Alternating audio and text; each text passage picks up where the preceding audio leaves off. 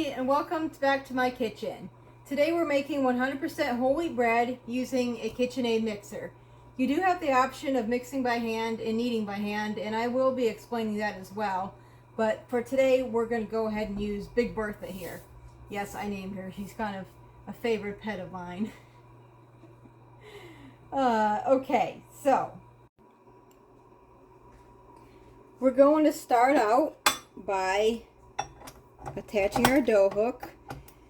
Now you can mix it together first and then just put it in the Kitchenaid to knead it, but I will show you what I do here, because the dough hook itself doesn't actually mix it really well, but so I kind of help it along. But I just want to to me this is the fastest and easiest way. So we'll put 2 cups, and this recipe makes 2 loaves of bread. Put 2 cups of lukewarm liquid. You can use milk, you can use water, a combination of the two. You may be able to use other liquids, but I've never done it. I don't know how it would interact with the yeast and that, so milk or water. So, and today we're using the milk. And as far as temperature goes, you want it to be lukewarm. Like if you put like a drop on your wrist, you want it to feel about body temperature or maybe slightly warmer. If it's much cooler than that, then the yeast will rise a lot slower, and if it's hotter, you may kill the yeast. So that's a good way to test. And then we'll add a 1/4 cup of oil. This is avocado oil, but it doesn't really matter what kind you use. And then we'll add a 1/4 cup of sugar. I normally will use, or actually you can use honey, you can use molasses, you can use maple syrup, just any kind of sweetener. I normally will use raw sugar, but I don't have any out in my container right now, and I'd have to go dig for it, so I just decided, I had some granulated sugar on hand that I had bought for something else, decided just to go ahead and use that. So, and now we'll put in 1 tablespoon of salt. And I normally use pink Himalayan salt, but I'm just really cheating today. Just kind of using up some of the stuff I have. I have a little baking business on the side, and a lot of my customers don't really care if it's granulated sugar and regular table salt or any of that. So I keep some of that on hand for that, for those kind of things. And I'm just using it today for this recipe. Okay, then we add 4 cups. There will be 6 cups total, but first of all, I'm adding 4 cups of whole wheat flour. And we'll start getting this stirred. We'll start stirring this. And then we will add, as it's mixing, we will add 1 tablespoon of instant yeast. Now, if you use regular yeast, you're going to have to proof it first by adding water to it. So I will explain that in a later video, how you do that, if there's enough interest. Otherwise, we just go with the instant yeast, and that can just be added directly to this. So let's let this stir for a few minutes. You don't want a really high speed because it's too hard on the motor. You want to always, when you start kneading it, you don't want to go above number 2. Right now I have this just on stir. Matter of fact, I'm going to go ahead and I do sometimes give this a hand. Okay, so that's kind of absorbed some of the water, so I'll go ahead and add the yeast. I'm going to move that up to a 2. And I'm going to get the last 2 cups of flour for this.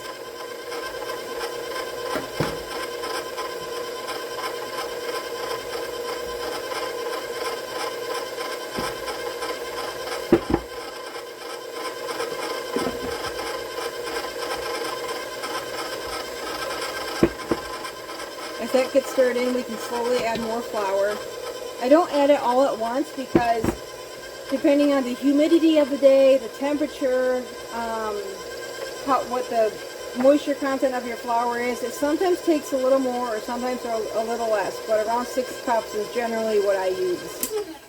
I think, actually I'm going to kind of help get this stuff a little bit stirred in. Like I said, you could stir it in ahead of time, and actually I think that is what I'm going to do. I don't normally do this, but I'm also kind of wanting to speed it up a little bit so that I don't bore everybody with a super long video.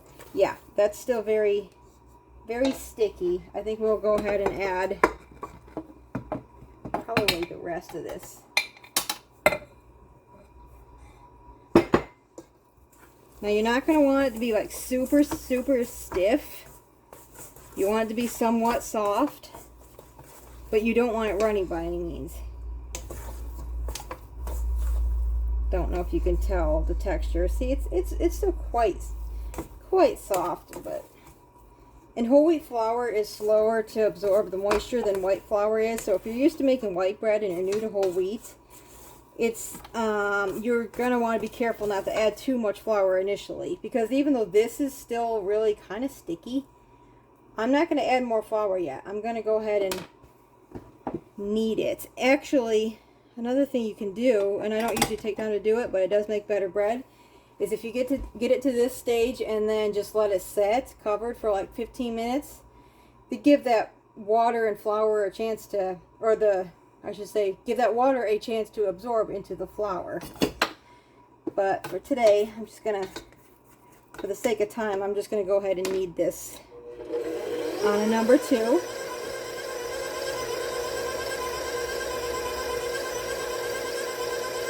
Now, you may notice it'll just kind of start like tearing up the middle, just stirring the middle. Just give it a little time like that, and eventually if the dough starts kind of climbing up the hook and pulling away from the sides, you're good. If it doesn't start doing that after maybe a minute, you'll want to maybe add a little bit more flour. So I'm gonna go ahead and let this knead for about 2 to 4 minutes, and maybe adding a little flour if I need to, and then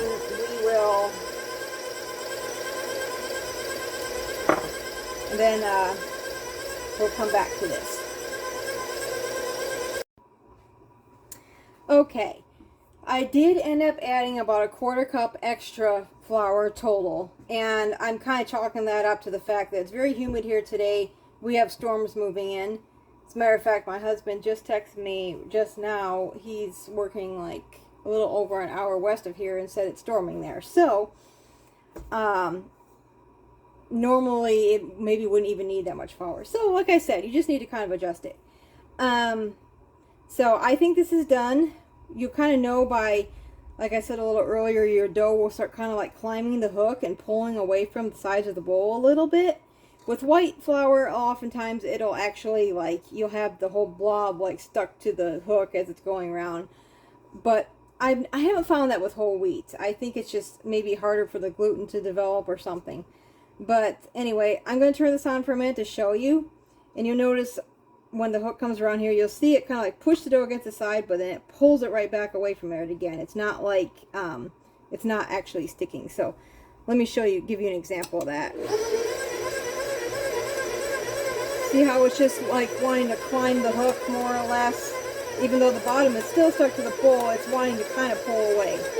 So that's done. Now, if you don't have a Kitchenaid mixer and you just want to knead it by hand, you will just mix it together in a bowl, plop it out on a floured surface, and let me give a demonstration on how to knead if you've never kneaded before. Let me spill a little bit of water here earlier. Just going to give you an example with a small piece of it. Or no, let me do this with the whole thing. Hope I didn't just get my whole nose in the video frame there. You want to put a little flour on your board, or not your board, your countertop. Why did I call it a board? And it's going to be very sticky at first, stickier than this because this has already been kneaded. So, but you will push with your wrist. You might want to flour your hands a bit. Push with your, not wrist, your palms, then pull back with your fingertips. Push, pull. Turn, push, pull. Push. Let me slow that down. I'm going too fast. Okay. Push, pull. Push, pull. Flip, push, pull. And then you kind of, once you get the hang of it, you'll be able to, you don't have to like, you get in kind of a rhythm. I'll show you. You just start kind of going like, when it gets elongated, you just flip it naturally, automatically, without thinking like this. You'll go like this. And then you can also go like this. Just push, push, pull, push, pull, push. I should say flip. Push, flip. Push, flip. And then if you run out of flour and it starts sticking to the countertop really bad, you could maybe go lighter with it. And if it's not sticking, like this isn't sticking, it's kneaded well enough. If it's still sticking bad, you can add a little bit more flour, or just try to keep going to see if it loses that stickiness. But more than likely, it's not ready yet, and you'll need to add a little bit of flour. So I'm gonna get this all pulled together in a nice smooth ball, and we will put it in a greased bowl. You'll put it in a greased bowl, like smooth side down in the grease bowl. Then you'll take it and you'll flip it. This is still a little bit sticky actually, but it's okay. Then you'll flip it so the top is greased. Cover it with a towel and set it aside to rise till it's double in bulk. Okay, our dough is now doubled in bulk, and so our next step is to either grease your pans with butter. Don't use oil. Oil will make it stick. You can use butter, or you can use a pan spray, which is what I have here. You'll want to spray it pretty liberally. Otherwise, it'll stick. So I actually prefer butter, but my butter is not thawed out right now. I have some in the freezer. So you will want to, sorry, my work surface is a little cluttered at the moment because I have spaghetti sauce cooking in my big roaster, and that roaster takes up almost my entire countertop. Okay, put that flour out of the way. I actually like to spray my countertop a little bit too, or you can use oil for that. Drizzle a little oil on there or something. Take that out. Give it just kind of a quick little knead just to make sure you pop any air bubbles.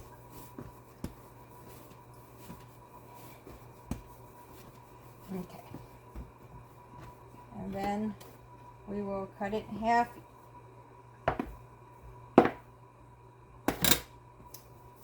And I'll show you two different methods of shaping the dough. One is you're just sort of kind of kneading it, but you're not turning it when it gets long. You just kind of knead it a little bit when it gets about the length of your loaf pan. Then you'll just take it and you'll see where this is like pulling back open. You just pinch it to seal it. And you're more just kind of like just manipulating it with your hands to make kind of a smooth, pretty log.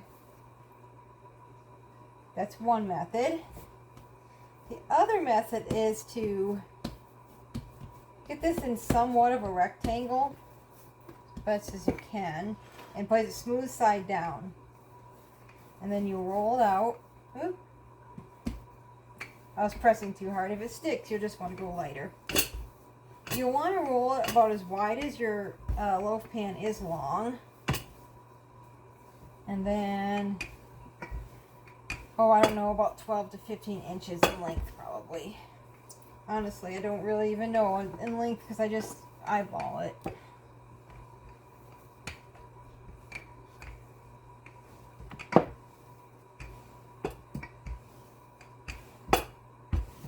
That's all I really have room for. Okay, then you start at this end and you roll up fairly tightly. Roll. I stuck to my counter a little bit there, so that's not going to be as smooth and pretty on that side. And then the ends, I don't know if you can see that in there. The ends, you'll just take this top little flap and fold it over and pinch. Smooth that. Do the same on the other side. And then you will place this seam side down in the bread pan.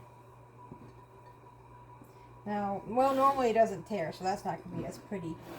See how this one kind of flattened out, and this one's going to make for probably a little narrower and taller.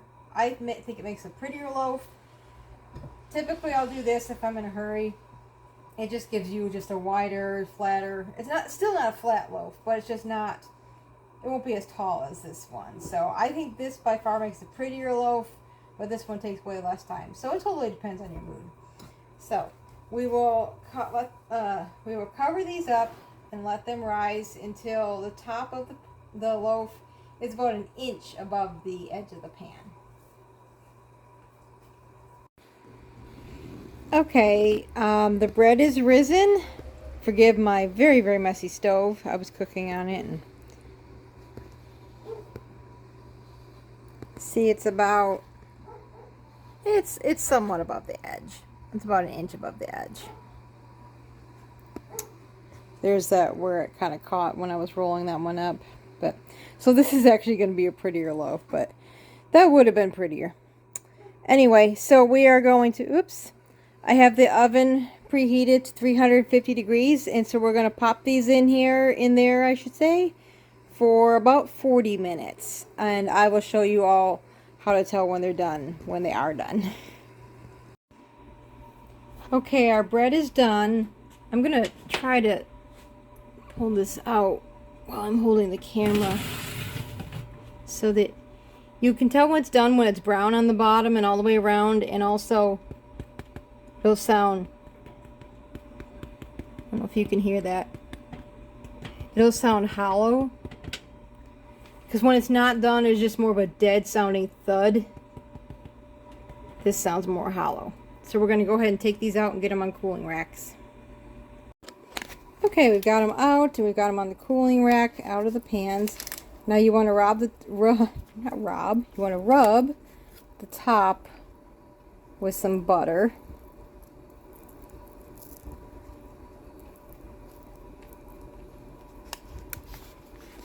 Rub it all around. And you want these to cool thoroughly before you put them in a bag. You probably want to, depending on the temperature of your room, but you're probably going to want to let them cool at least 4 hours, 4 to 6 hours probably, just to make sure that there's not any warmth inside the bread, because that'll cause condensation in the bag and then they'll get doughy. Anyway, so you can kind of see the difference in the shaping a little bit. Well, I don't know if you can tell that well. See this one here is kind of like muffined out on the side and it's just a little squattier. And this one here is, you can't really, I don't know why, you can't really see it in this video like you can in person, but this one here is a little taller and it's just a little bit neater, I would say, in appearance. So, but like I say, this other way, the other method of shaping is definitely faster. So, well, that's all there is to it.